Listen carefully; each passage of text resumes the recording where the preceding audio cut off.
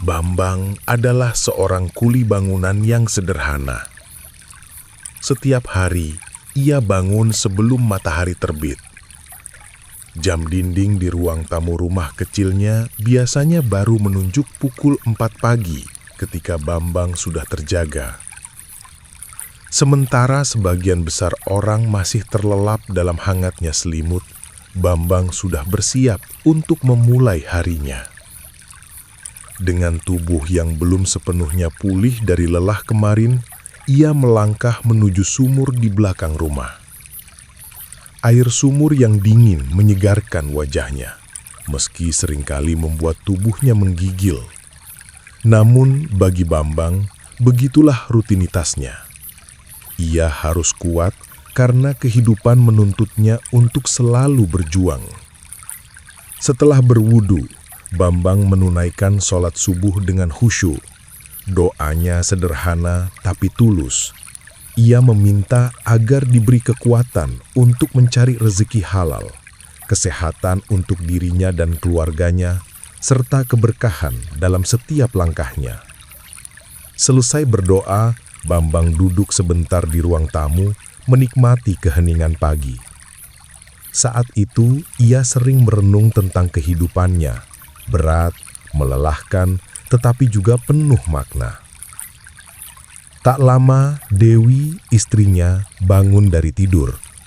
Wajah Dewi tampak lelah, karena hampir setiap hari ia harus menemani anak-anak belajar hingga larut malam. Namun Dewi selalu tersenyum lembut ketika melihat suaminya. Senyum itu adalah penyemangat bagi Bambang. "Bang, sarapan seadanya dulu ya. Hari ini aku cuma sempat bikin nasi goreng sederhana," ucap Dewi sambil menyiapkan piring. Bambang hanya mengangguk, lalu duduk di meja kayu tua yang sudah mulai rapuh. Baginya, bukan menu yang penting, melainkan kebersamaan. Di rumah sederhana itu, kebahagiaan mereka sangat sederhana pula. Sedewa, anak sulung yang berusia 10 tahun, sering membantu ibunya mengambil air atau menyapu halaman. Sementara Putri, adiknya yang masih berusia 6 tahun, gemar berceloteh dan menghibur ayahnya dengan tawa polosnya. Setiap kali Bambang melihat kedua anaknya, semangatnya bertambah. Ia tahu, sebesar apapun kelelahan yang ia rasakan di tempat kerja, semua akan terbayar lunas hanya dengan melihat senyum mereka. Pagi itu, seperti biasa, Bambang berangkat ke proyek pembangunan. Dengan sepeda tua yang setia menemaninya sejak bertahun-tahun lalu, ia mengayuh pelan melewati jalan berdebu. Angin pagi menampar wajahnya, membawa aroma sawah dan suara ayam berkokok. Hati Bambang terasa ringan, meski kantongnya tipis. Ia selalu percaya, selama ia bekerja keras, rezeki akan datang dengan sendirinya. Sesampainya di lokasi proyek, Bambang segera bergabung dengan kawan-kawan kerjanya. Mereka semua adalah kuli-kuli bangunan yang hidupnya hampir sama. Sederhana, keras, dan penuh perjuangan. Ada yang sudah beruban meski usianya belum tua. Ada yang tubuhnya penuh luka karena terbentur batu atau besi. Namun, mereka semua bekerja dengan semangat. Saling bercanda di sela-sela kelelahan, seolah ingin melupakan beratnya kehidupan. Hari itu, matahari bersinar terik. Keringat mengalir deras di wajah dan punggung Bambang. Tangannya yang kasar menggenggam sekop, memindahkan pasir, semen, dan batu tanpa henti. Setiap kali pundaknya pegal, ia berhenti sejenak, mengusap peluh, lalu kembali bekerja. Meski keras, Bambang tidak pernah mengeluh. Ia tahu, keluhan tidak akan membuat hidupnya lebih baik. Sebaliknya, ketekunanlah yang bisa membawa keluarganya selangkah lebih dekat pada kehidupan yang layak. Di sela-sela pekerjaannya, Bambang sering teringat wajah anak-anaknya. Ia ingin Sadewa bisa sekolah setinggi mungkin, bahkan kuliah di universitas besar suatu hari nanti. Ia ingin Putri tumbuh menjadi gadis pintar dan berakhlak baik. Mimpi-mimpi itu membuat Bambang selalu bersemangat, meski ia tahu jalannya panjang dan sulit. Ia percaya kerja keras tidak akan pernah mengkhianati hasil. Ketika waktu istirahat tiba, Bambang biasanya duduk di bawah pohon besar bersama teman-temannya. Bekalnya sederhana, nasi hangat, sambal terasi, dan tempe doreng yang dibungkus daun pisang oleh Dewi. Sementara yang lain terkadang iri melihat bekalnya yang selalu terasa hangat, Bambang hanya tersenyum. Ia tahu itu adalah wujud cinta istrinya yang selalu menyiapkan makanan meski uang belanja sangat terbatas. Kehidupan Bambang memang jauh dari kata mewah. Rumahnya berdinding bambu dengan atap seng yang bocor di beberapa sudut. Saat hujan deras turun, mereka harus menaruh ember di sana-sini untuk menampung air yang menetes. Namun, meski serba kekurangan, ada sesuatu yang tidak pernah hilang dari keluarga ini. Kehangatan. Setiap malam mereka berkumpul di ruang tengah. Dewi biasanya bercerita tentang kisah Nabi kepada anak-anak sebelum tidur. Sadewa mendengarkan dengan penuh rasa ingin tahu, sementara Putri seringkali tertidur di pangkuan ibunya. Bambang sendiri duduk sambil tersenyum, merasa bersyukur meski hidupnya berat. Ia tahu banyak orang di luar sana yang lebih kaya, lebih beruntung, dan hidup lebih nyaman. Tapi bagi Bambang, kebahagiaan sejati bukan soal rumah besar atau mobil mewah. Kebahagiaan sejati adalah ketika ia bisa melihat anak-anaknya sehat, istrinya tetap setia, dan mereka bisa tertawa bersama meski hanya dengan makanan sederhana. Ada kalanya Bambang merenung sendirian di teras rumah saat malam tiba. Bintang-bintang berkelip di langit seolah menemaninya. Saat itulah ia sering berbicara dalam hati. Tuhan, aku mungkin miskin, tapi aku ingin anak-anakku tidak merasakan susah seperti aku. Berilah aku kekuatan untuk terus bekerja. Jangan biarkan aku menyerah meski jalan terasa berat. Meski sederhana, Bambang punya tekad baja. Ia tidak pernah bermalas-malasan, tidak pernah mengeluh kepada Dewi, dan selalu berusaha memberikan yang terbaik untuk keluarganya. Semua orang di lingkungannya tahu bahwa Bambang adalah pekerja keras yang jujur. Ia mungkin hanya kuli bangunan biasa, tapi semangat dan dedikasinya membuat banyak orang kagum. Bagi Bambang, hidup adalah tentang menerima dengan lapang dada, sekaligus berusaha sekuat tenaga. Ia tahu tidak ada jalan pintas untuk meraih kebahagiaan. Semua butuh kerja keras, kesabaran, dan doa. Itulah yang membuatnya bisa bertahan hari demi hari meski hidup terasa berat. Namun, Bambang tidak pernah tahu bahwa takdir telah menyiapkan sesuatu yang luar biasa dalam perjalanannya. Sebuah peristiwa yang akan mengubah kehidupannya dan keluarganya dalam semalam. Sebuah cobaan yang akan menguji sejauh mana keteguhan hatinya dan seberapa kuat nilai kejujuran yang selama ini ia pegang. Hari itu, matahari sudah tinggi di langit. Suaranya menyengat, membakar kulit para pekerja bangunan yang sibuk dengan tugas masing-masing. Bambang dengan ikat kepala lusuhnya tetap bekerja tanpa mengeluh. Tangannya menggenggam sekop, tubuhnya berulang kali membungkuk mengangkat pasir dan tanah. Proyek tempatnya bekerja cukup besar, sebuah bangunan bertingkat yang kelak akan menjadi kantor perusahaan swasta. Para mandor berteriak memberi instruksi, sementara para kuli sibuk berpacu dengan waktu. Suara palu, mesin, dan teriakan bercampur menjadi satu, menciptakan suasana hiruk-pikuk khas proyek bangunan. Bambang hari itu mendapat tugas menggali bagian pondasi di sisi belakang bangunan. Tanah di sana cukup keras. Setiap kali sekop menghantam tanah, terdengar bunyi berat. Sesekali ia harus berhenti untuk mengatur napas karena tubuhnya terasa sangat lelah. Namun, Bambang tidak pernah berhenti bekerja.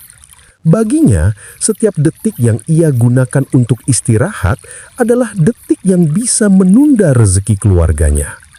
Ketika sekopnya kembali menancap ke dalam tanah, tiba-tiba ia merasakan hentakan yang berbeda. Sekopnya seperti mengenai sesuatu yang keras, bukan batu, bukan pula akar pohon. Bambang berhenti sejenak. Dengan kening berkerut, ia menggali lebih dalam. Semakin lama, semakin jelas bentuk itu. Sebuah kotak tua, berkarat, dan tertutup tanah yang lembut. Hatinya berdebar. Ia menoleh ke kanan dan kiri. Untungnya, para pekerja lain sibuk dengan pekerjaan masing-masing. Bambang semakin penasaran. Ia membersihkan kotak itu perlahan dengan tangannya hingga tampak jelas bahwa benda itu benar-benar sebuah peti kecil yang usianya tampak sangat tua. Dengan hati-hati, ia mencoba membukanya. Engselnya berkarat, tapi akhirnya sedikit demi sedikit tutup itu terbuka. Saat celah pertama terlihat, cahaya berkilauan memantul ke matanya. Jantung Bambang serasa berhenti berdetak. Ia tertegun, mulutnya terbuka tanpa kata. Di dalam kotak itu tersusun emas batangan, puluhan, bahkan mungkin ratusan gram. Kilauannya memantul terang meski tertutup debu dan tanah. Bambang hanya bisa menatap, tidak percaya dengan apa yang ada di hadapannya. Rasanya seperti mimpi. Ia, seorang kuli bangunan yang selama ini hanya bisa menghitung uang receh untuk kebutuhan sehari-hari, kini menemukan harta yang nilainya tidak terbayangkan. Tangannya gemetar ketika menyentuh salah satu emas itu. Beratnya nyata, kilauannya mempesona. Sesuatu yang selama ini hanya ia lihat di televisi atau dengar dari cerita orang, kini ada di depan matanya. Astagfirullah, gumam Bambang lirih. Ia sadar apa yang ia temukan bukanlah hal biasa. Pasti ada pemiliknya. Atau mungkin ini adalah harta lama yang sengaja disembunyikan. Namun pikirannya mulai bercabang. Ada suara dalam dirinya yang berkata, "Inilah rezekimu. Tuhan mengirimkan harta ini untuk membalas kerja kerasmu selama ini." Tapi ada juga suara lain yang menegurnya. "Hati-hati Bambang, harta yang bukan milikmu bisa membawa petaka." Bambang bingung.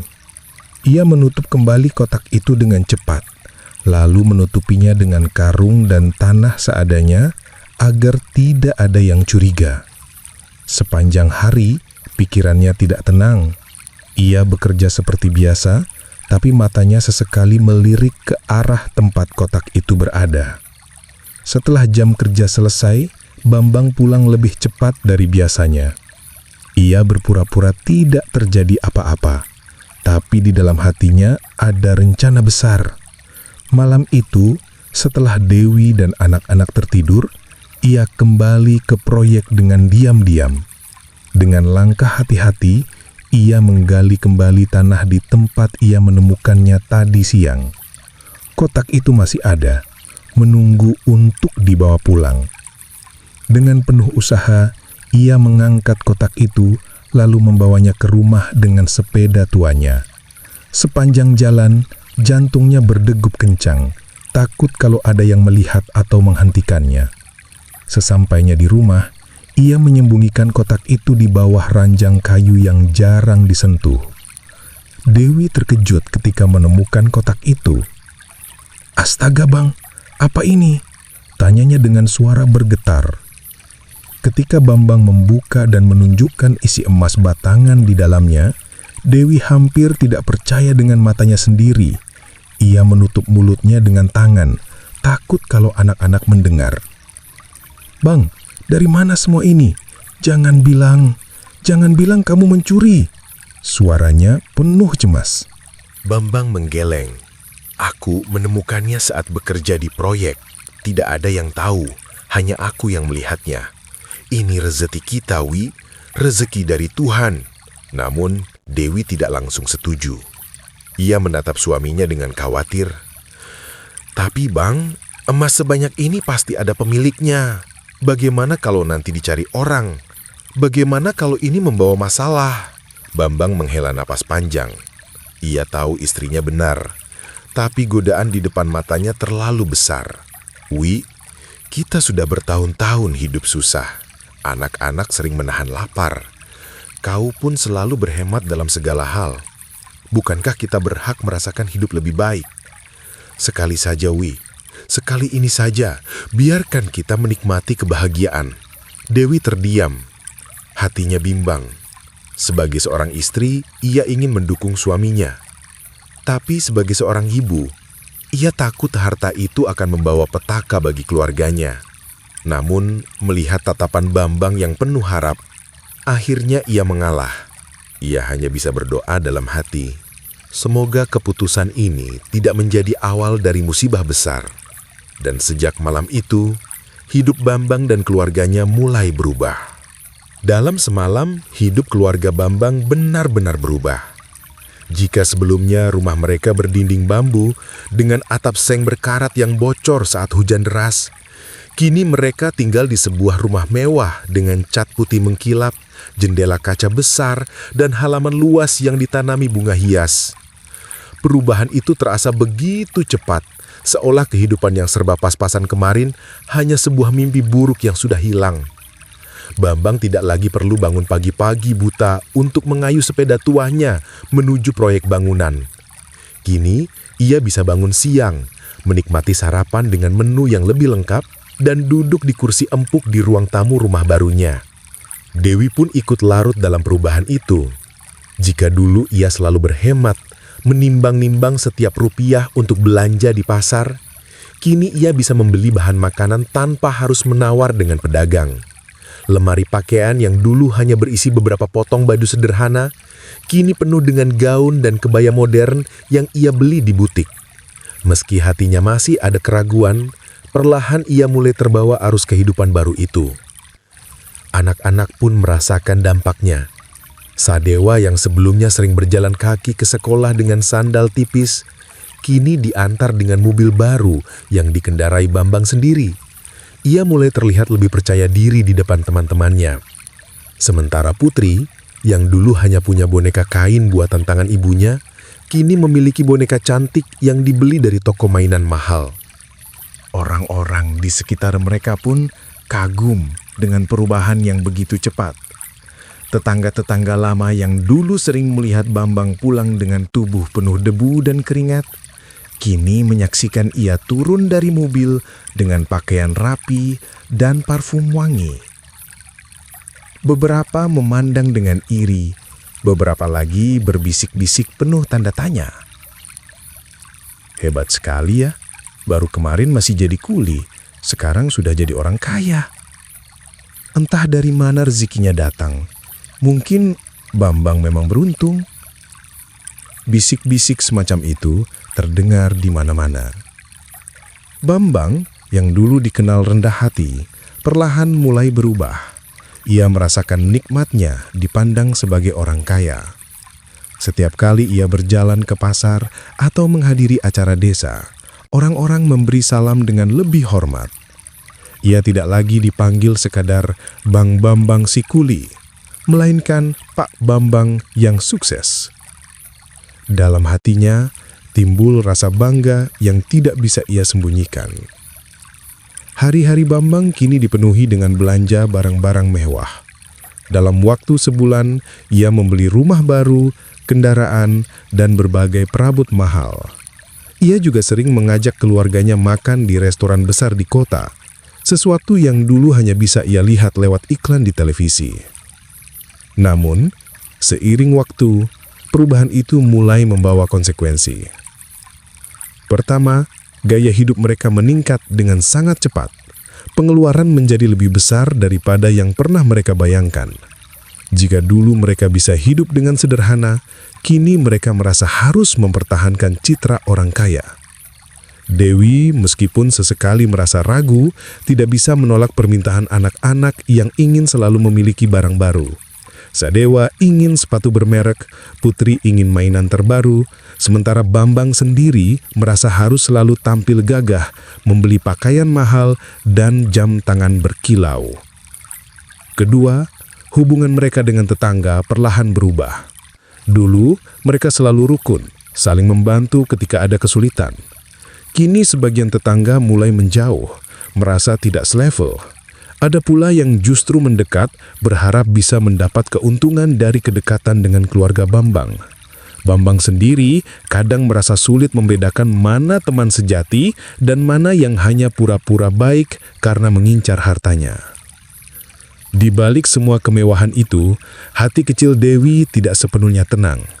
Setiap malam, ketika keluarga lain sudah terlelap, ia sering duduk sendirian di ruang tamu, menatap emas-emas yang tersisa di kotak penyimpanan. Bayangan tentang pemilik asli emas itu selalu menghantui pikirannya. Ia takut, suatu hari seseorang akan datang mengetuk pintu dan menuntut harta itu kembali. "Bang, apa tidak sebaiknya sebagian kita kembalikan? Aku takut semua ini hanya kebahagiaan sesaat," ucap Dewi suatu malam. Bambang menghela napas panjang lalu menepuk tangan istrinya. "Wi, percayalah, kalau memang ini bukan rezeki kita, Tuhan tidak akan mempertemukan aku dengan emas itu. Jangan khawatir, semua akan baik-baik saja. Kita berhak menikmati hidup lebih baik setelah sekian lama menderita." Dewi hanya terdiam. Dalam hatinya, kata-kata itu tidak sepenuhnya bisa menenangkan. Tapi ia memilih diam karena tidak ingin memperkeruh suasana. Hari demi hari, kehidupan mewah itu terasa bagaikan mimpi. Namun, semakin tinggi mereka terbang, semakin besar pula bayangan gelap yang mendekat. Bisik-bisik tentang emas yang hilang mulai terdengar di luar sana. Seorang kerabat jauh bercerita bahwa ada keluarga kaya di kota yang sedang mencari emas peninggalan nenek mereka.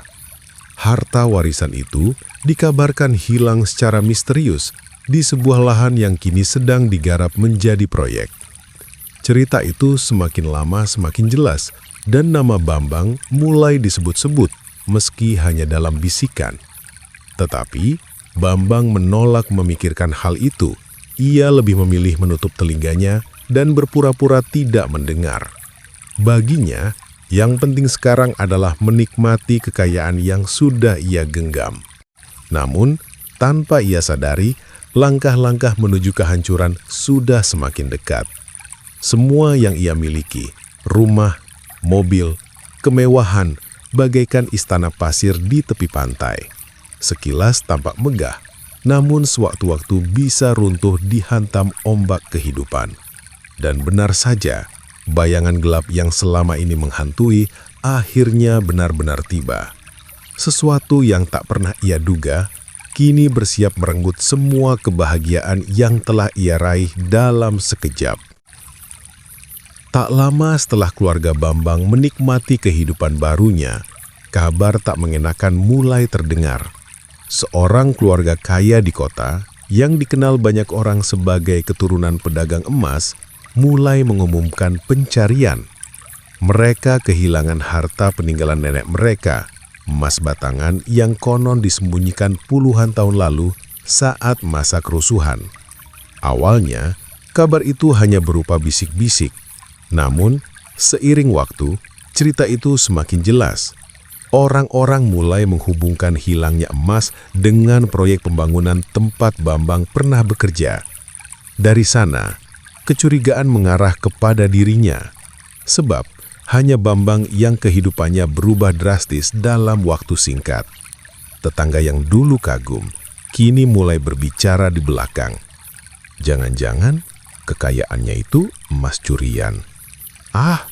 Wajar saja tiba-tiba kaya. Kalau bukan menemukan sesuatu, mana mungkin Kuli bisa berubah secepat itu? Bambang, meski mendengar bisik-bisik itu, tetap berusaha menutup telinga. Ia pura-pura tidak peduli. Namun, jauh di lubuk hatinya, kegelisahan mulai tumbuh. Malam-malamnya tidak lagi nyenyak. Ia sering terbangun, memandang ke langit-langit kamar, teringat kembali saat pertama kali menemukan kotak itu di tanah. Hari yang ditakuti akhirnya tiba. Beberapa orang datang ke rumahnya membawa surat resmi. Mereka adalah utusan dari keluarga pemilik emas. Dengan sopan namun tegas, mereka menanyakan asal-usul harta yang kini dimiliki Bambang. Suasana rumah seketika mencekam. Dewi, yang sejak awal sudah khawatir, hanya bisa menunduk dengan wajah pucat. Sementara Bambang berusaha tenang. Ia menyangkal, mencoba meyakinkan bahwa semua itu adalah hasil kerja kerasnya. Tetapi bukti dan jejak transaksi penjualan emas mulai terungkap. Pedagang emas yang pernah membeli dari Bambang diminta bersaksi. Semuanya mengarah jelas. Emas yang ditemukan Bambang adalah milik orang lain. Kasus itu akhirnya dibawa ke pengadilan. Proses hukum berjalan dan nama Bambang menjadi buah bibir. Orang-orang yang dulu memuji kini mencibir. Ia dianggap tamak, serakah, dan tidak jujur. Di ruang sidang, Bambang duduk dengan wajah muram. Jaksa membacakan tuntutan, sementara pengacara keluarga pemilik emas menunjukkan bukti-bukti kuat. Bambang mencoba membela diri, berkata bahwa ia hanya menemukannya dan menganggap itu rejeki. Namun hakim tidak menerima alasan itu. Dalam hukum, menemukan sesuatu yang bukan milik kita, apalagi menyimpannya tanpa melapor, tetap dianggap sebagai perbuatan salah. Hari putusan pun tiba. Dengan suara tegas, hakim menyatakan bahwa Bambang bersalah. Seluruh harta yang telah ia beli dari hasil penjualan emas dinyatakan disita. Rumah mewah, mobil, perhiasan, semuanya kembali diambil. Bambang dan keluarganya harus pergi kembali ke titik awal, bahkan lebih rendah daripada sebelumnya, karena kini mereka tidak hanya miskin, tapi juga kehilangan kepercayaan orang. Tangisan Dewi pecah saat mendengar putusan itu. Sadewa dan Putri pun ketakutan, tidak mengerti sepenuhnya apa yang terjadi, tapi merasakan kesedihan mendalam. Sementara Bambang hanya bisa tertunduk. Di dadanya ada penyesalan yang begitu berat, namun tidak ada yang bisa ia lakukan. Kehidupan kembali berubah drastis. Dari rumah besar yang megah, mereka harus pindah ke rumah sewa kecil di pinggiran desa. Barang-barang yang tersisa hanyalah pakaian sederhana. Tetangga yang dulu datang memuji, kini menjauh. Beberapa bahkan mencibir setiap kali mereka lewat.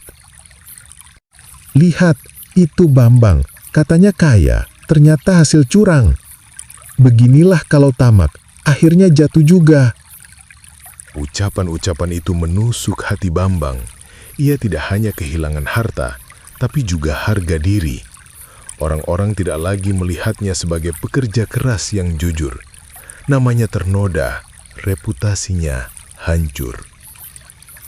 Malam-malam Bambang kini penuh dengan penyesalan. Ia sering duduk sendirian di teras rumah kontrakan, menatap gelapnya langit. Angin malam berhembus dingin, seolah menampar wajahnya yang penuh rasa sesal. Ia teringat masa lalu, saat hidup sederhana tapi penuh kehangatan. Saat itu, meski miskin, ia tetap merasa tenang. Kini, setelah mengalami kekayaan sesaat, semua yang ia miliki hilang. Bahkan ketenangan hati pun lenyap. Ia menyesali keputusannya membujuk Dewi untuk menjual emas itu. Ia menyesali langkah-langkah yang ia ambil dengan penuh keserakahan. Dewi, meski kecewa, tetap mendampinginya. Ia berkata dengan lembut, "Bang, aku sudah mengingatkan sejak awal, tapi aku tahu, sekarang kau pun sudah menyesal. Mari kita jalani saja apa adanya. Tuhan pasti memberi jalan, asal kita kembali jujur." Kata-kata itu menusuk hati Bambang, sekaligus menjadi penghiburan. Ia sadar bahwa meskipun ia telah jatuh, keluarganya masih di sisinya. Anak-anaknya masih memanggilnya ayah dan istrinya masih setia menemani. Itu saja sudah menjadi alasan baginya untuk bangkit lagi, meski dari titik yang paling rendah. Namun luka yang ditinggalkan peristiwa itu tidak mudah hilang. Bambang belajar bahwa kekayaan yang datang dari jalan yang salah tidak akan pernah membawa kebahagiaan sejati. Semua hanya ilusi, seindah apapun tampaknya. Ia baru benar-benar memahami arti pepatah lama, kejujuran adalah harta yang paling berharga. Hari-hari berikutnya, Bambang kembali bekerja sebagai kuli bangunan. Tidak mudah, karena ada rasa malu yang masih menempel. Namun ia mencoba melangkah dengan hati yang lebih ikhlas. Setiap ayunan sokop, setiap butir keringat yang jatuh, kini terasa lebih bermakna. Ia tidak lagi bermimpi kaya raya dengan cara instan. Ia hanya ingin hidup tenang, sederhana, dan jujur. Malam itu, di bawah cahaya bulan, Bambang berdoa dengan penuh air mata. "Ya Allah, aku memang salah. Aku tergoda oleh harta yang bukan milikku. Aku sudah belajar dari kesalahan ini. Jangan biarkan aku mengulanginya lagi. Cukup beri aku rizki halal agar keluargaku bisa makan dengan tenang. Itu saja sudah cukup." Dan begitulah, kehidupan Bambang kembali ke titik awal.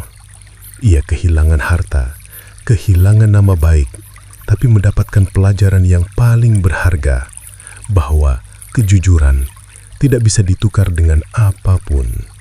Sayangnya, penyesalan itu datang terlambat. Kisah ini bukan hanya tentang seorang lelaki desa yang menemukan emas dan jatuh dalam godaan harta. Lebih dalam dari itu, kisah ini adalah cermin, sebuah pengingat bagi kita semua bahwa kekayaan yang datang dengan cara yang salah pada akhirnya hanya akan membawa kesedihan.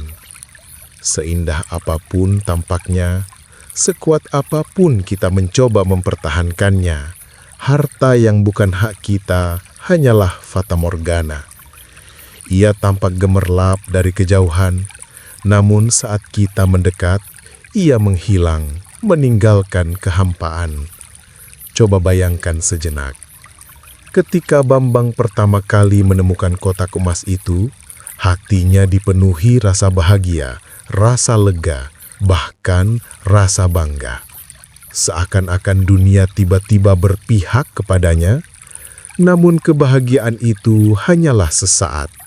Seiring berjalannya waktu, emas itu bukan membawa ketenangan, melainkan kegelisahan. Tidurnya tidak nyenyak, hatinya tidak damai, pikirannya tidak pernah tenang. Inilah pelajaran penting yang bisa kita renungkan. Kekayaan sejati bukanlah soal berapa banyak harta yang kita miliki, melainkan sejauh mana kita merasa tenang dengan rizki yang ada di tangan kita.